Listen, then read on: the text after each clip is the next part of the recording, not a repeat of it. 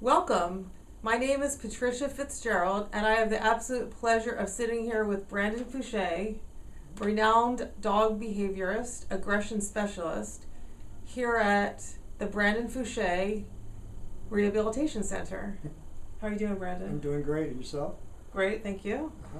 So I'm here today because about a month ago I came across a study that I found interesting, and I wanted Brandon's take on it.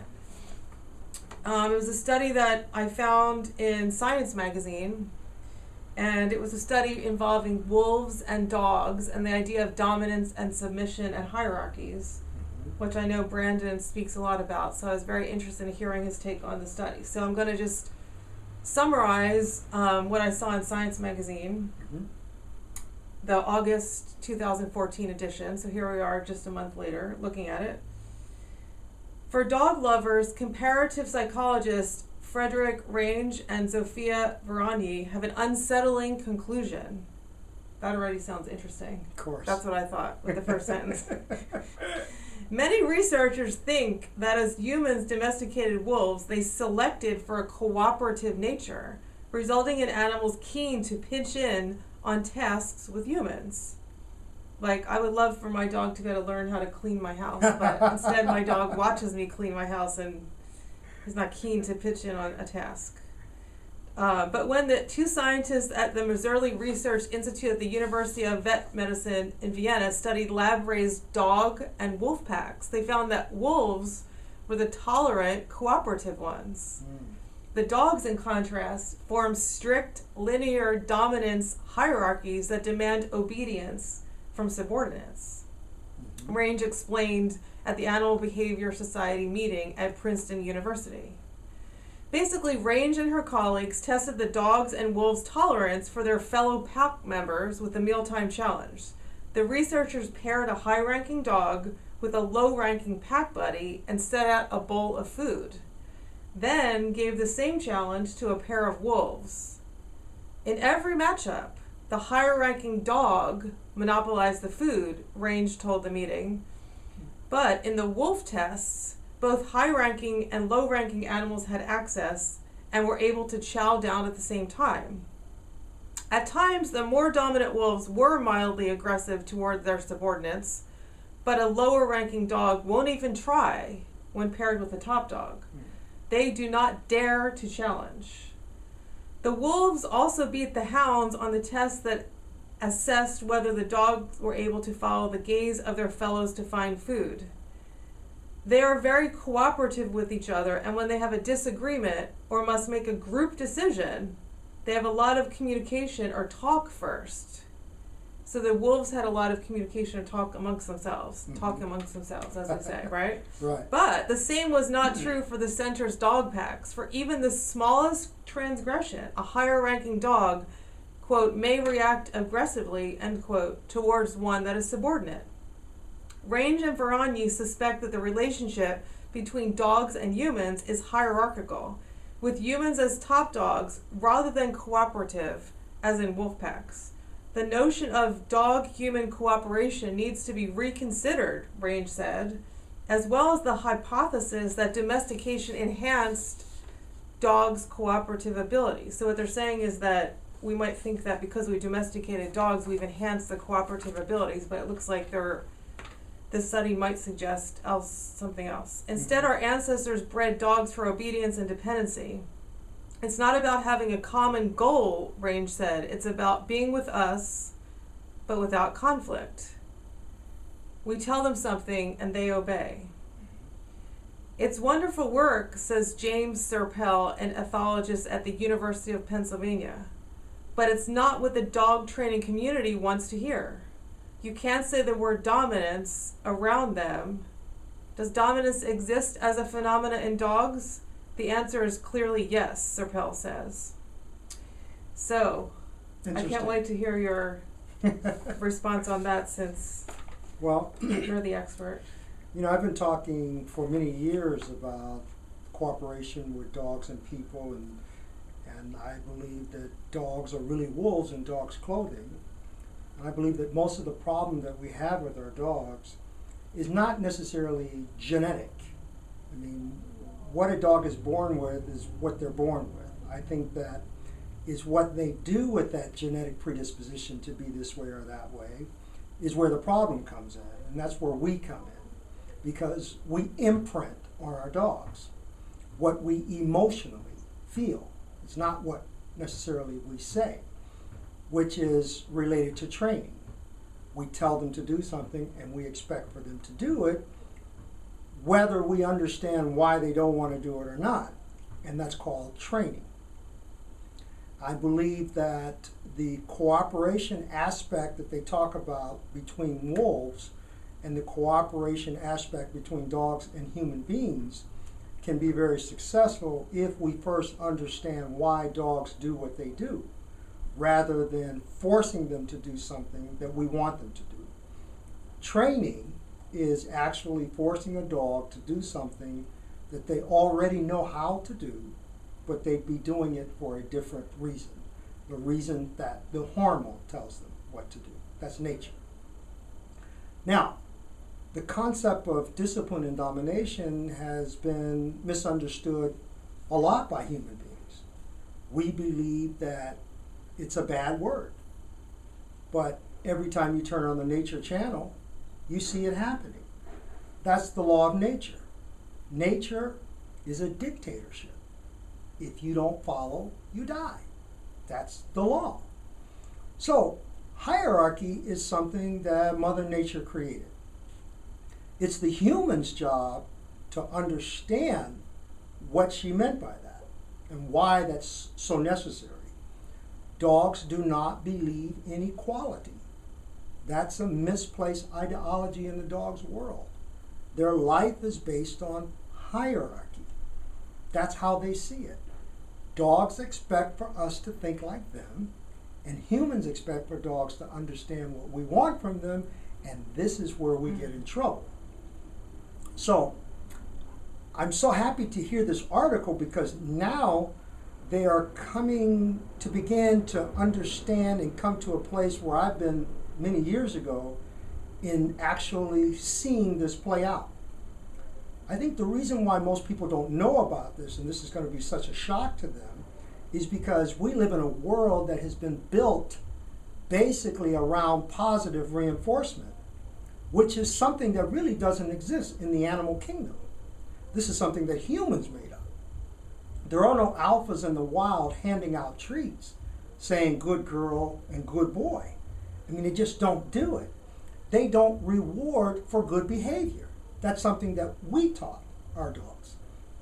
And because they don't reward for good behavior, does that mean they practice negative reinforcement? Not at all. They simply say what they don't like. And that means everything else they like.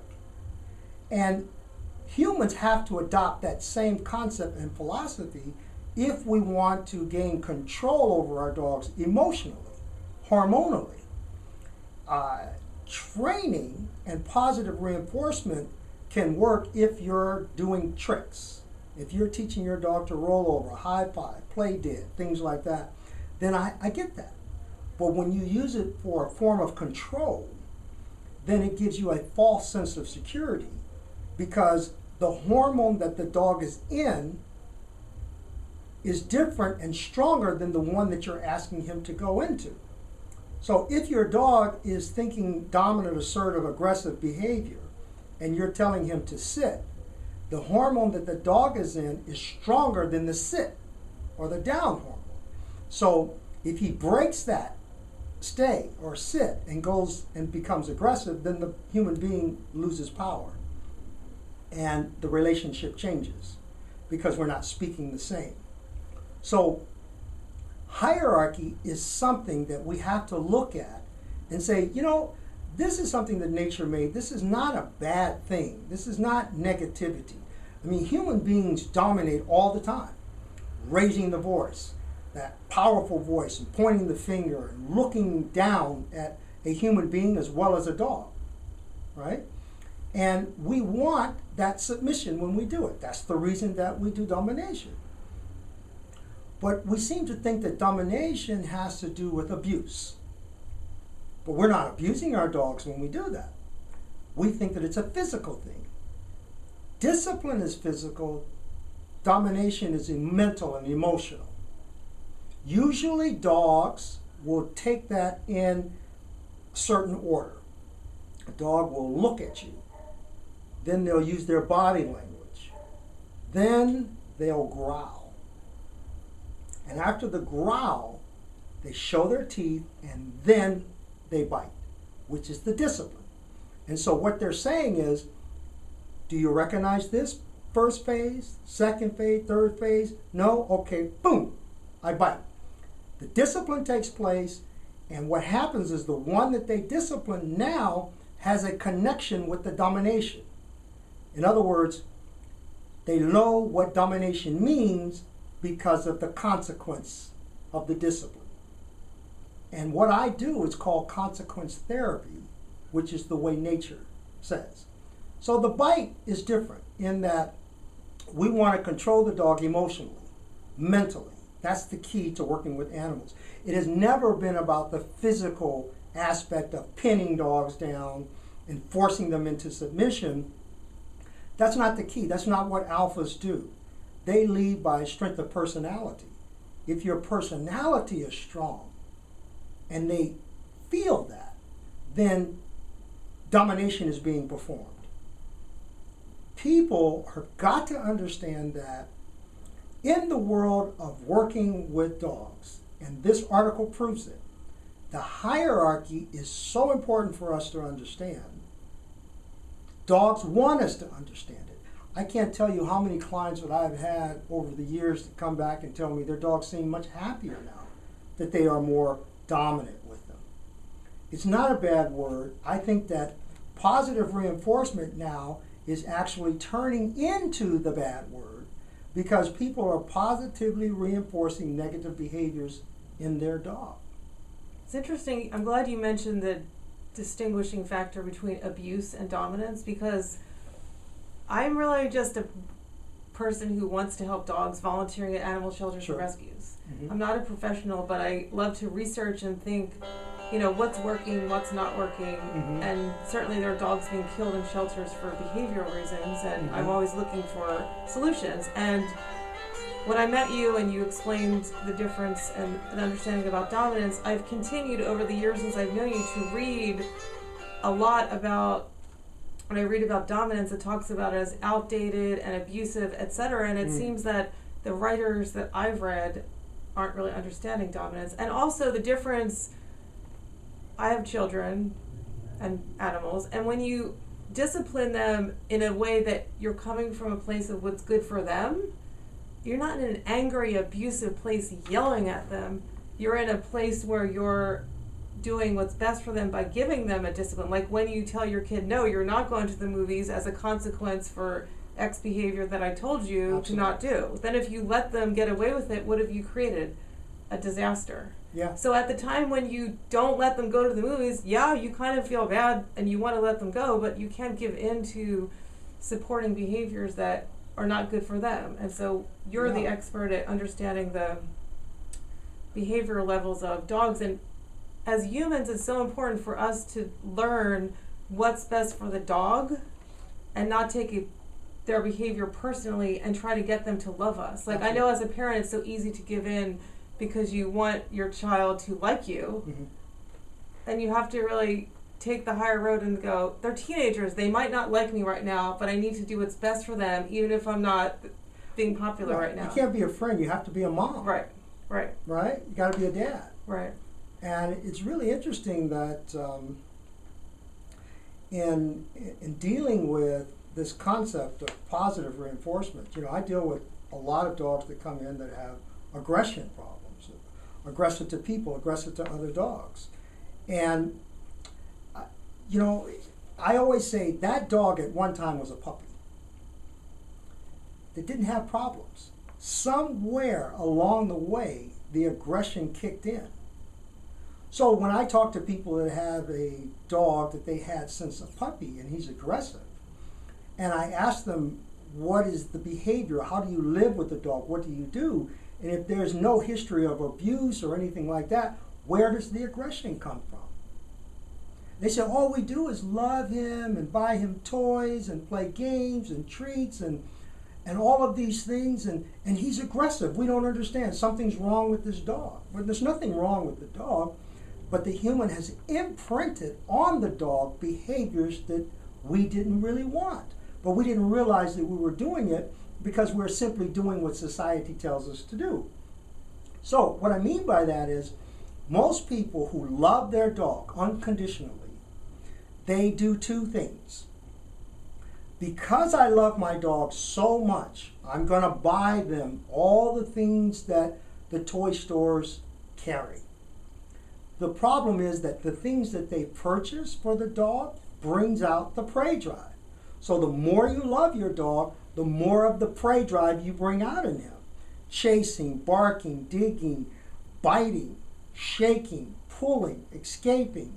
All the things that we do in terms of exercise and all the toys are telling the dog that we want you to see life in this physical way. And then once the dog becomes a good hunter, a good chaser, he can rip the toys up really well and chew up on the Kong and take the squeaky out of the stuffed animal and tear it up, and then we now go and get toys that are indestructible that makes him go to the next level to try to destroy them because that's what he thinks you want him to do. And we run him and try to drain him physically. And that's an impossibility because dogs are built to be physical. So we're just making a better athlete out of them. We are making the endurance stronger.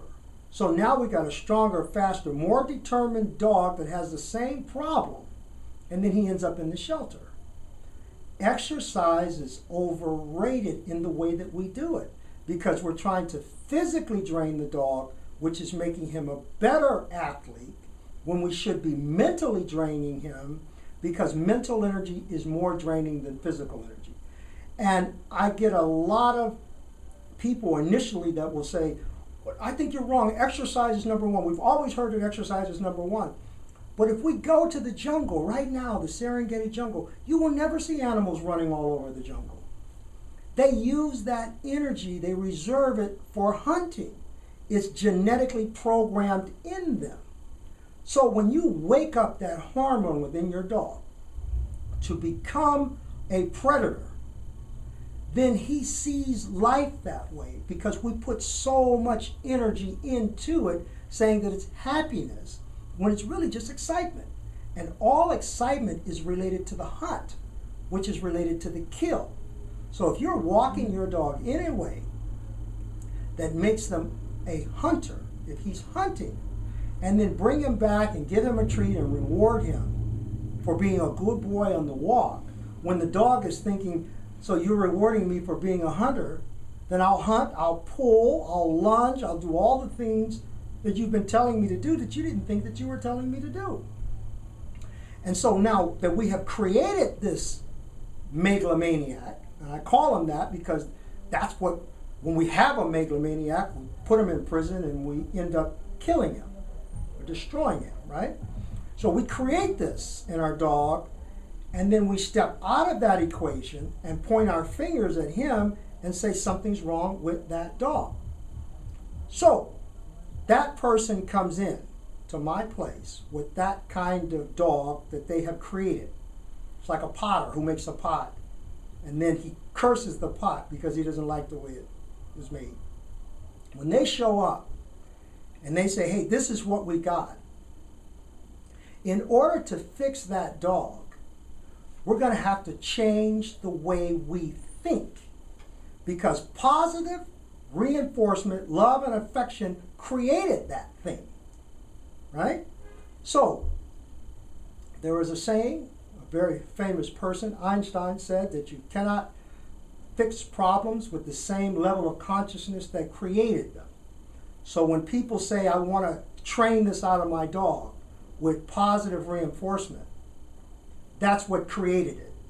So we're going to have a paradigm shift in our thinking and say, well, what do I need to do? And that's where hierarchy, discipline, domination comes in to replace where that dog is. So if you take that from him, you have to put something in the place of that. That's where the consequence therapy is. So now we want to say, that's not important, what I taught you to do. And we want to switch it and change it. And that's what this article is talking about. They're saying that we now made a mistake. Right, they're reconsidering looking at what they've been looking at. Absolutely.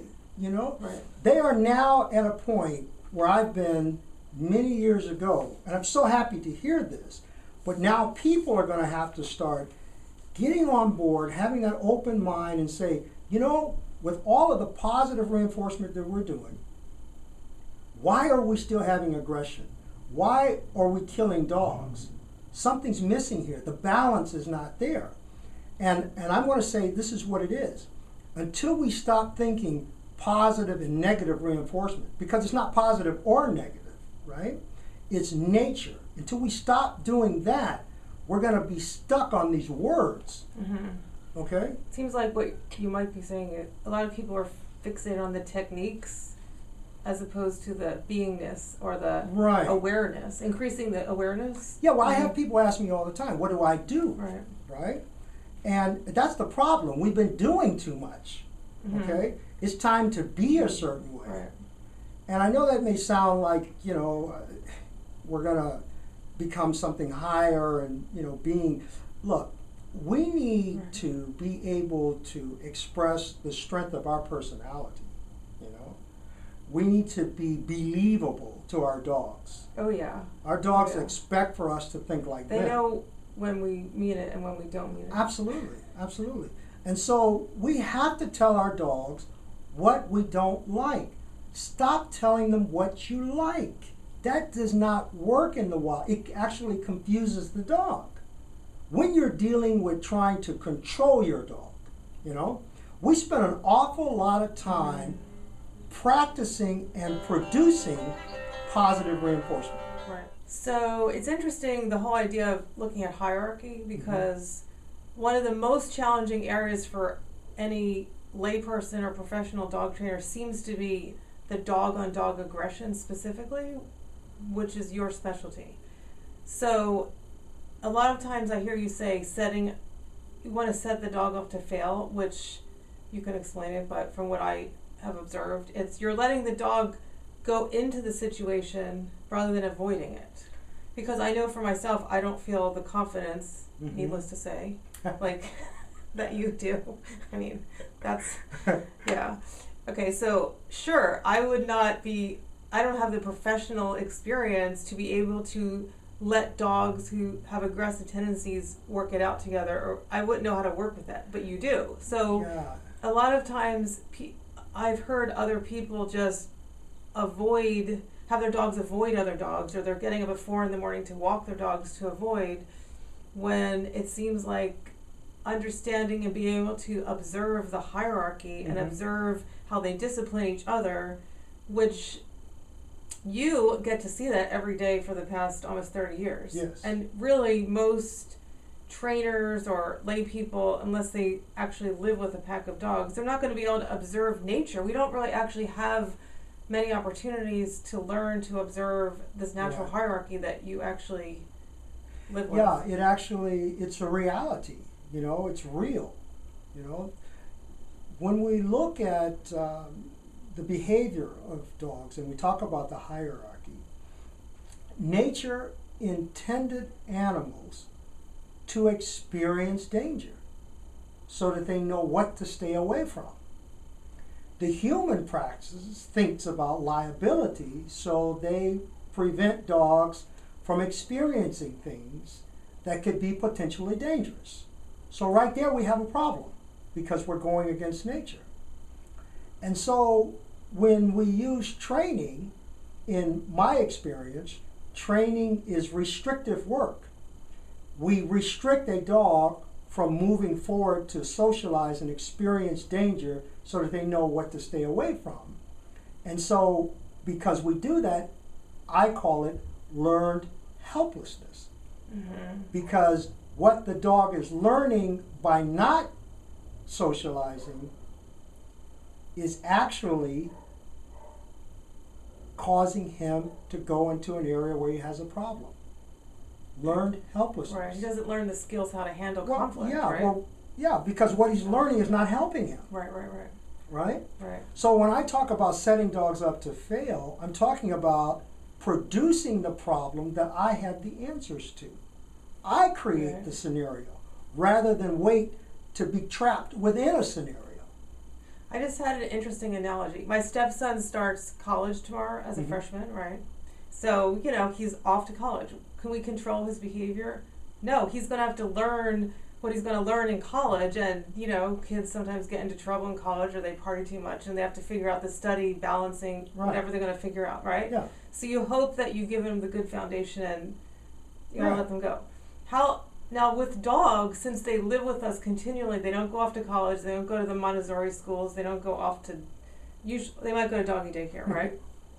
But in a perfect world, it would be awesome if they did spend time in packs or went off to your rehabilitation center for daycare or something, so they could be among a professional who could guide them in their learning, right? To learn how to handle discipline, to learn how to grow through it, because as humans, we're not equipped to know how to manage that, so we could tend to be overprotective to our dogs. Like, as a culture, we've kind of been told we're a little overprotective of our children anyway. So it sounds like every dog really needs to experience a pack and a strong leader in the pack to be able to, actually have their brain have the experience to work through things in a safe way with someone who can guide them safely. Yeah, I mean, they are experiments that are controlled.